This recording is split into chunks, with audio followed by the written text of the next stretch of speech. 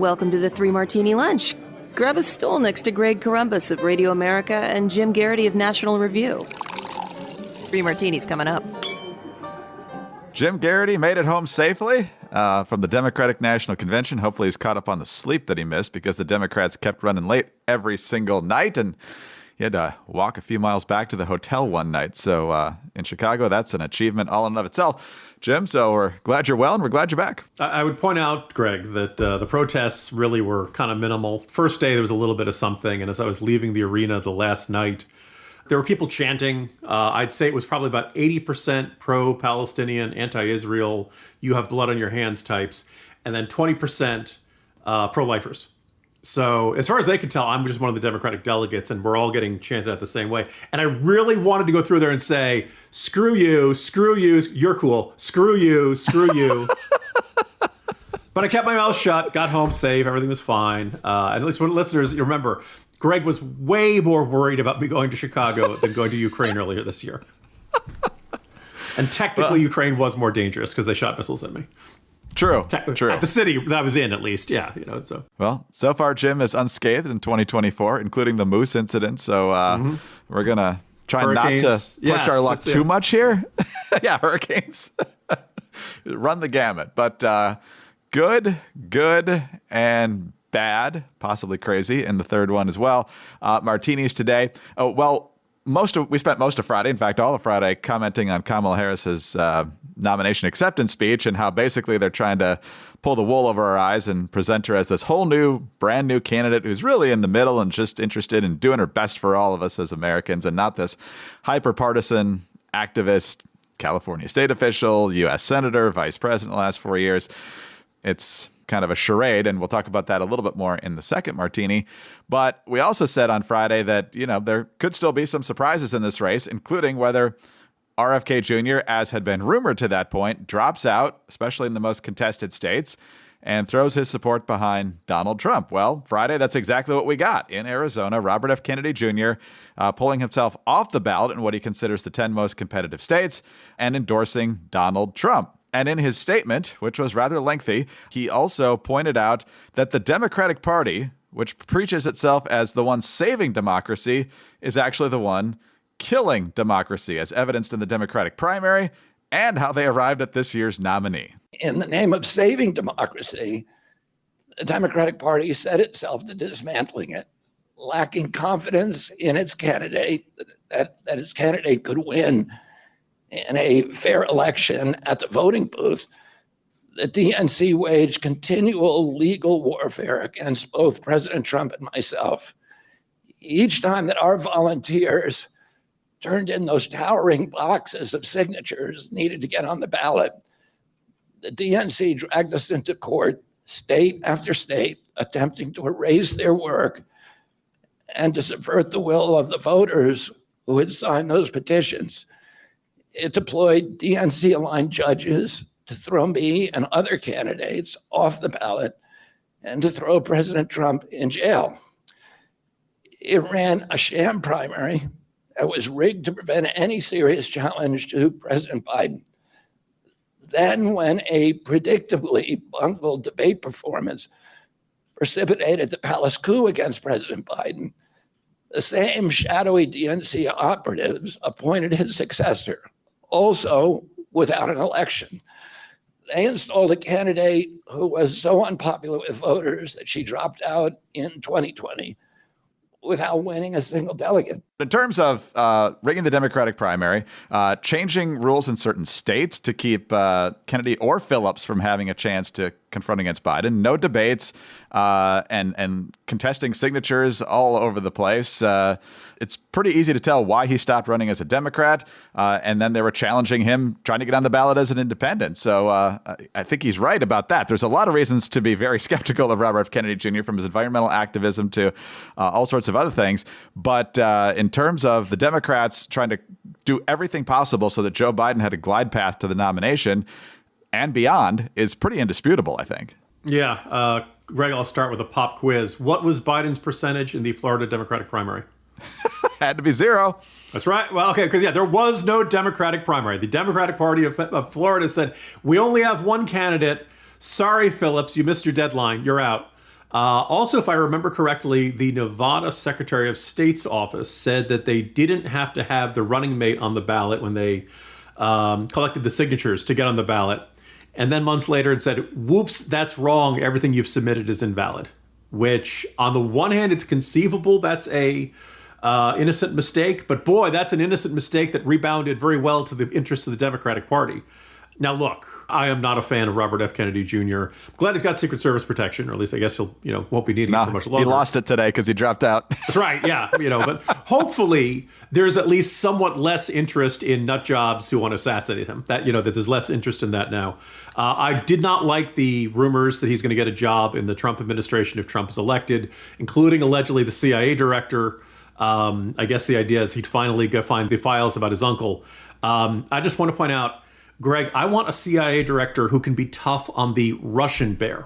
Just be clear which bear we're talking about. So look, this is probably going to work out to Trump's advantage. We don't know exactly how much. In a bunch of these states, he had gone from very low double digits, high single digits, 8, 9, 10, 11%, down to about the mid single digits, 4, 5, 6%. A bunch of that was, I suspect, Democrats who were really not happy with Joe Biden. Harris is in there, and she doesn't seem senile, so they're comfortable getting there. These remaining people, coupled with RFK Jr., just pretty explicitly and clearly endorsing Trump, would seem to be a boost to the Trump campaign. And if you want to say, oh, that's barely 3, 4, 5%, or maybe even just 2, 3%, well, that still could be a big difference in a bunch of these states. A bunch of these, both swing states and nationally, still looks very tight, neck and neck. So that is good news for Trump, even if it's a small amount. Also, the Real Clear Politics gang can get rid of the five-way race, I think, because I did not really. Jill Stein, she's still running, believe it or not, and it's been barely 1% for a bunch of these polls. Cornel West, he's actually not on the ballot in a bunch of places, so the head-to-head polling numbers are probably going to be a better measuring stick from here on out, and it's close. And so you'd think that most of those folks would go on. The only kind of cautionary note I would throw in there is that if you're an RFK voter up until late last week, you've always had the option of voting for Donald Trump, and you chose not to. You preferred Kennedy. Maybe it's because you think of Kennedy as more anti-vax, and Trump was the guy who was Operation Warp Speed. Whatever it is, there's a chance that you've always had that option, and you chose not to have that option. But now the Kennedy option's been taken away.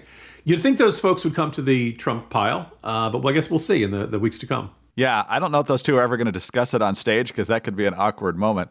Remember, I'm the one who got the vaccine developed before I left office. Yes, versus right. Kennedy going, Can we change the topic? Think about it. Eating bear meat will do just as good, just as much immunity from eating roadkill and falconing. Falconry, very, very important. But here's the other odd development, Jim, and we've seen this multiple times already in the RFK Jr. Campaign, and even as he exits the race. His siblings can't keep their mouths shut publicly. You want to text him and tell him you're mad that, how dare you endorse Donald Trump, whatever. No, we got to issue a public statement. And they went public with an actual press conference during the primary about how they were supporting Joe Biden. And then Kerry Kennedy, along with Kathleen Kennedy Townsend, Courtney Kennedy, Chris Kennedy, and Rory Kennedy issued a statement on Friday saying, "We want an America filled with hope and bound together by a shared vision of a brighter future, a future defined by individual freedom, economic promise, and national pride. We believe in Harrison Walls. Our brother Bobby's decision to endorse Trump today is a betrayal of the values that our father and our family hold most dear. It is a sad ending to a sad story." You could just say you disagree if you're going to go public at all, saying you're a betrayal to the father and the family. Kerry Kennedy used to be Kerry Kennedy Cuomo, so I'm not sure her judgment is really the one we should use as the barometer of good decisions. Greg, I was about to say, of all the things the Kennedy family, and particularly the Kennedy men, have done, right? Does this break the top 100? Oh, you just don't have the moral judgment that the Kennedy men are known for. What? Nobody's been lobotomized, right? Nobody killed Marilyn Monroe? Mary I'm sorry. Jo. It was an overdose of pills. This is where I get conspiratorial. Mary Jo Kopechne, don't forget her. Yeah, could not be reached for comment. The waitress sandwich with Chris Dodd. Mm-hmm. There's no shortage of dirty deeds there. So really, this is what embarrasses the Kennedy family name? Oh, okay, no rape in the mansion. Fine, okay, whatever. Yeah, a lot of skeletons in those closets. And so that message didn't actually work, because I don't know if you saw yesterday on Twitter where Kennedy is not only doubling down on supporting Trump, he actually defended the idea of MAGA. So I'm sure that went over well in the family group chat. All right, Jim, on to our second good martini now. And we'll see if Donald Trump can stay on message. The more public interviews he does, and assuming we actually have this debate, there's a big fight now over whether mics are muted and mics are not muted. Trump now wants them muted. He didn't before. And now Harris wants them not muted because I guess she's hoping for Trump to interject. I don't know. She's the one who said the rules were already established last time. So I guess she's adjusting that. But nonetheless, yesterday on ABC's This Week program, Jonathan Karl was guest hosting, and he had Senator Tom Cotton of Arkansas on. And so Cotton was going on offense against Kamala Harris and her flip-flops on a number of radical positions that she held up until checking notes last month, right after she was anointed as the presumptive nominee. And so John Karl tries to fight back and defend Kamala Harris. So it's good job on Tom Cotton for not taking the bait or the premise on some of these things.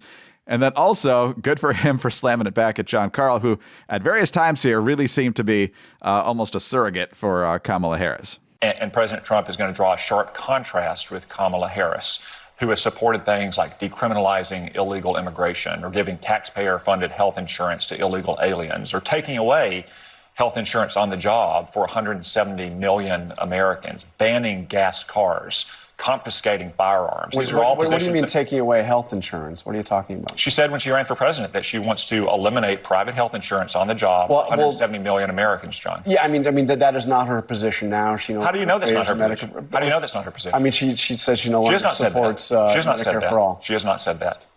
Okay. Maybe anonymous aides on a Friday night have said that, but the last thing that she said. But this was not a radical convention. I mean, she. As you heard me go through with Bernie Sanders, she is not taking the positions of the far left of her party. She's clearly making an effort to move to the middle. I did hear what you said to Senator Sanders, and I thought it was clear that he's very disappointed that she's taking these efforts not to change her positions, but to hide her positions, John. The American people are totally justified to conclude that Kamala Harris is a dangerous San Francisco liberal based on what she campaigned on the last time she ran for president and what this administration has done for the last 4 years. Again, you would have thought watching the Democratic convention last week that the Democrats are not in office, that they're not in power, that they're campaigning against an incumbent Republican, when in reality, she's been part of the failures of the Biden-Harris administration for 4 years. And when she campaigned for president in her own right, she did in fact promise things like decriminalizing illegal immigration and taking away health insurance. But that's a position she's clearly changed on, and she has said she has changed. Yes, she has. No, she has not. John, she has not said that. Jim, that's the kind of fight you need, and the truth is on Tom Cotton's side. Greg, if Tom Cotton were any better, I'd say give me a cigarette. And look, this is like J.D. Vance has gotten better on the stump. I think that you can say the rollout did not go the way the Trump campaign has hoped. Tom Cotton was on the list. He was never really on the short list. But I just look at that. I'm like, God, that's what you need. That imagine having that as your running mate. Imagine having that as your nominee, America. Boy, wouldn't that have been a little more satisfying? But just, rejecting the premise and pointing out that, no, you don't get away with having some aide issue some written statement of 3 sentences on a Friday night to say, oh, hey, remember all those positions I had in 2019? Never mind. They are no longer operative, as they used to say in the Nixon days. No, you get out on camera, you take questions, and you explain why you changed your mind. And say, oh, you know what? Oh, you like fracking now? What do you know now that you did not know a few years ago? Was your previous position ill-informed or ignorant? Or based on an ideological, or is he just conclude that it's just flat out unrealistic and unreasonable? Or is it just you really want to win the state of Pennsylvania? Just give us some illumination, and then I might be a little more convinced. As it is, I just think this is, no. Oh, these positions are losers. So I'm going to put them up in the cupboard from now until January 21st. And then on inauguration, hey, I like these ideas again. Hey, we're going to try to do this stuff. Some of this depends, like I have a corner post today where apparently the message from congressional Democrats to say everybody in private industry, I imagine also anybody in the food industry, is to say, hey, this thing about price controls? Don't, it's never going to happen. We're never going to pass this. We're never going to have the votes. Don't worry. But they're only saying this behind the scenes. And there's a part of it's like, I remember the old days when you run for president, you talk about what you wanted to do, and that was what you wanted to do. And you didn't have a fake decoy agenda and then the secret real agenda. On paper, I should be, okay, good. They're not going to do price controls. But I can't count on that. She just said she wants to do it. And, are Democrats going to control the Senate? Probably not. But I don't think you can take that to the bank and bet the mortgage on it. Will Republicans control the House? They got it now, but it's a very narrow majority. Kamala Harris gets some momentum and gets some coattails. We could be dealing with all Democratic, administration starting in January. And all of a sudden, these things that they said, oh, don't worry, we're never going to do, everybody voted for her thinking she was going to do it. That's going to create a real pressure for her to try to make these things become reality, even if they're enormously economically destructive. So anyway, kudos, Tom Cotton. This is exactly the kind of pushback that Republicans need to do. Focuses on her record, focuses on the policy decisions she's made, does not let her wiggle out from past positions. And if you really want people to stop accusing you of having these positions, Kamala Harris, do a sit-down televised interview or a press conference and explain why you changed your mind on this. And not with John Karl, who's apparently already running defense for you here, but somebody who's actually going to ask you some tough questions. How about those vibes? Did you just fall out of a coconut tree? I'm Brat. First of all, the moderator should not be engaging in a debate unless you've got some actual proof that what he's saying, the guest is saying, is incorrect on one of these Sunday shows. And so, she's changed her position. No, she hasn't. There was this written statement from an aide that was anonymous. Oh, but wasn't that an amazing convention? She didn't seem radical at the convention. And then at the end, when he's going through she's the incumbent and all this bad stuff is happening on her watch. And Carl's like, trying to interject because he could tell points are being scored. It's like a boxing judge who doesn't want the fighter who's landing all the punches to win. You gotta trying to get some a change of momentum there, and it wasn't working for John Karl at all. All right, well, whether it's the Harris campaign watching that or John Karl right after that, I can imagine perhaps an adult beverage would be in order. If you're gonna drink, take ZBiotics first. I promise you, the next morning you'll feel a lot better than you would have otherwise. ZBiotics pre-alcohol probiotic drink is the world's first genetically engineered probiotic. When you drink, the alcohol you drink gets converted into a toxic byproduct in the gut. And it's this byproduct, not dehydration, that's to blame for your rough next day. ZBiotics produces an enzyme that breaks down this byproduct. So just remember to make ZBiotics your first drink of the night. Drink responsibly, as always, and you'll always feel your best the next morning. There's tons of data to back up what ZBiotics is presenting here, but I'll tell you, having a personal experience is going to be even more compelling. And as I've said so many times, I've got a colleague who had been struggling to kind of meet the same threshold of drinking and then waking up the next morning with no problems that he had before. Once he got older, started to feel a little bit worse in the morning, tried ZBiotics, and the next morning he was feeling fantastic. It works. Go to ZBiotics.com/3ML to get 15% off your first order when you use 3ML at checkout. ZBiotics is backed with 100% money-back guarantees, so if you're unsatisfied for any reason, they'll refund your money, no questions asked. Visit ZBiotics.com/3ML and use the code 3ML at checkout for 15% off. Thank you, ZBiotics, for sponsoring this episode and our good times. All right, Jim, speaking of shifting positions, let's go to our bad/crazy martini. And this is from Trump himself, who's now back on Twitter. But I think this one originally came from Truth Social. Donald Trump, you might recall, back when he was flirting with a presidential run in 2000 as a potential Reform Party candidate, was pro-choice to the point of not even opposing partial birth abortions. Then when he decided to run for president in 2015, he said he'd had a change of heart and he was pro-life. As president, he appointed 3 Supreme Court justices who were part of the majority in overturning Roe v. Wade in the Dobbs decision and not banning abortion, but sending it back to the states so the states, through their elected legislators, could make their own policies. And so in the redder states, it's more restrictive now. Sadly, in some of the purple and blue states, it's anytime, any reason, or no reason at all the way up to the moment of birth. So Donald Trump, I'm not sure whether he didn't think the Supreme Court would actually overturn Roe, but he's been stepping lightly on this issue, shall we say, over the last several months. He is opposed to any sort of federal ban on abortion at any length of time. The Democrats will say, oh, they're in favor of an abortion ban. The one that's usually being discussed is at 15 weeks. But J.D. Vance just said yesterday that if it's passed by Congress, Trump would not sign it. He also said that the Arizona Supreme Court decision, reverting back briefly to an 1864 law, was too much, and the legislature would get it right. The too much being abortion only in the case of the life of the mother. So Donald Trump tweets out on, I guess this is Friday, saying, my administration will be great for women and their reproductive rights, which led to a lot of people in the pro-life movement being very critical of that, including Lila Rose from Live Action, very famous pro-life activist, saying there is no reproductive right to kill a child. And Jim, as I continue to hear RFK Jr. talk about, oh, wait till you see more Democrats coming on board with Trump, we're going to have like this unity government, which means that Trump thinks his better chance to win is to shift more to the left than to shore up the base. And that's always a very risky proposition, not only morally, but strategically. So I'm not sure what Trump's MO is here, other than that somehow he thinks this will help him win. But his legacy on abortion is what it is, and it's a good one. How many presidents have conservatives hope would appoint the Supreme Court justices to overturn Roe v. Wade over the years? A lot, and it didn't turn out right, and this time it finally did. That's his legacy, whether he likes it or not, and trying to play footsie with the pro-abortion side is a betrayal of those who got him elected in the first place. Yeah.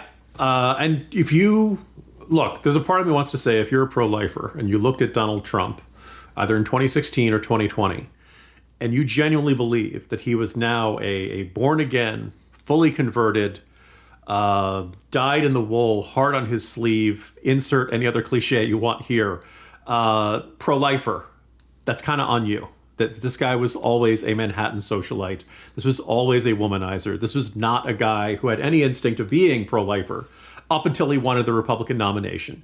And he was, smart enough to recognize there was no way he was going to win as a pro-choicer. Rudy Giuliani had tried that back in 2008 and crashed and burned.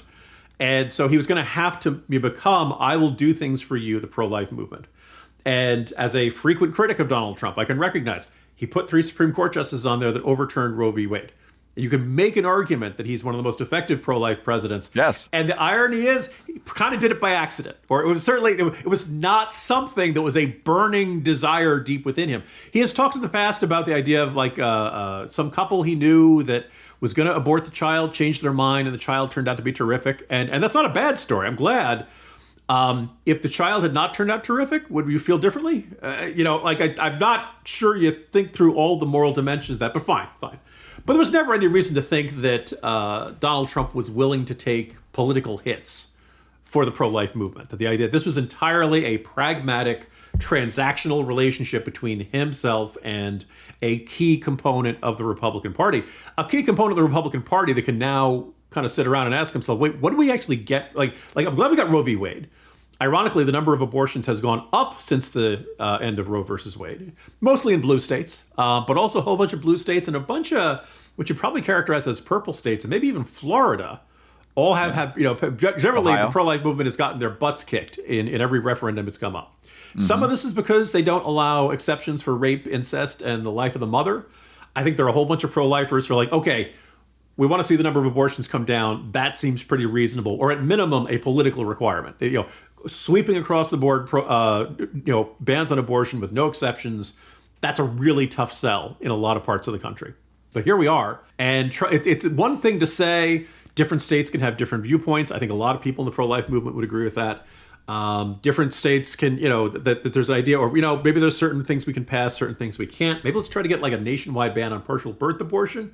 Let's start with the things that are most morally objectionable and kind of work our way from there. But it's very different when you come out and say, as Trump said, my administration will be great for women and their reproductive rights. First of all, you're adopting the pro-choice movement's language. You're basically seeing, you're recognizing the concept and that, and there's no elaboration of that.